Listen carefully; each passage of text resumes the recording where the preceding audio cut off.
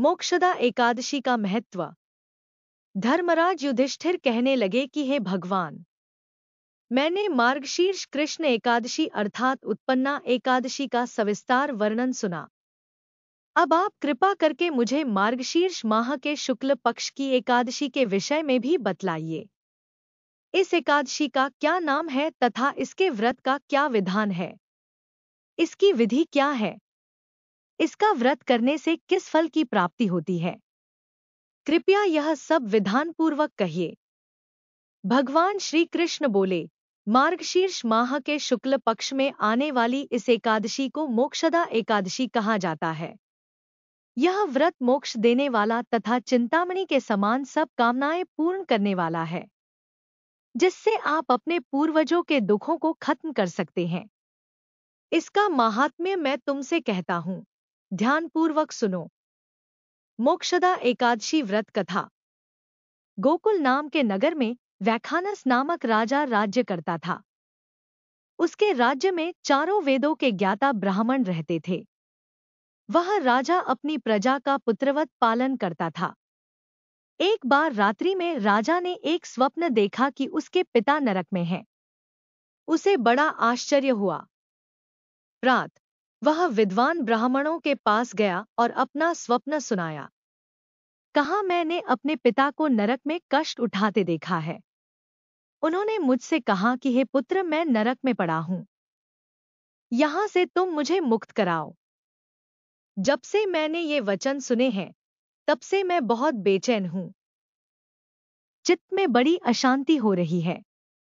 मुझे इस राज्य, धन, पुत्र, स्त्री, हाथी, घोड़े आदि में कुछ भी सुख प्रतीत नहीं होता।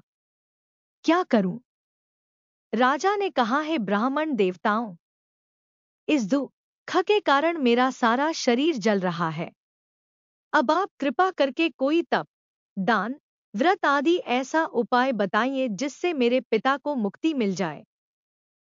उस पुत्र का जीवन व्यर्थ है जो अपने माता पिता का उद्धार न कर सके।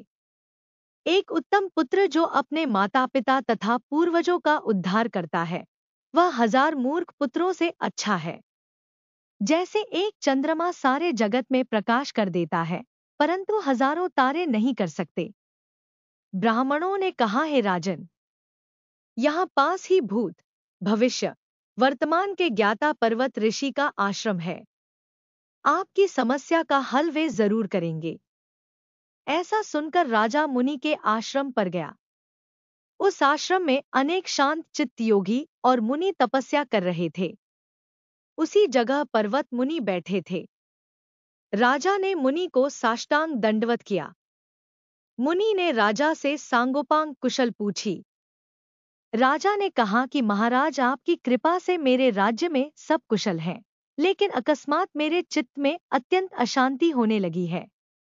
ऐसा सुनकर पर्वत मुनि ने आंखें बंद की और भूत विचारने लगे। फिर बोले, हे राजन, मैंने योग के बल से तुम्हारे पिता के कुकर्मों को जान लिया है। उन्होंने पूर्व जन्म में कामातुर होकर एक पत्नी को रति दी, किंतु सौत के कहने पर दूसरे पत्नी को ऋतुदान मांगने पर भी नहीं दिया। उसी पापकर्म के कारण तुम्हारे पिता को नरक में जाना पड़ा। तब राजा ने कहा, इसका कोई उपाय बताइए।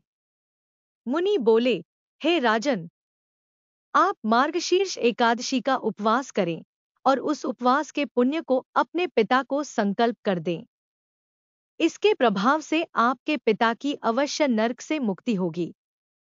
मुनि के ये वचन सुनकर राजा महल में आया और मुनि के कहने अनुसार कुटुंब सहित मोक्षदा एकादशी का व्रत किया। इसके उपवास का पुण्य उसने पिता को अर्पण कर दिया।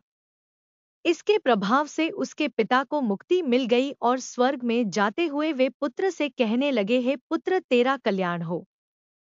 यह कहकर स्वर्ग चले गए।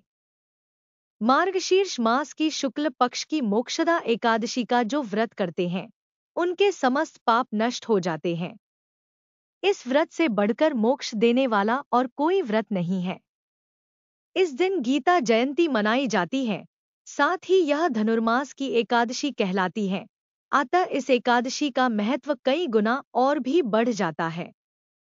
इस दिन से गीता पाठ का अनुष्ठान प्रारंभ करें तथा प्रतिदिन थोड़ी देर गीता अवश्य पढ़ें।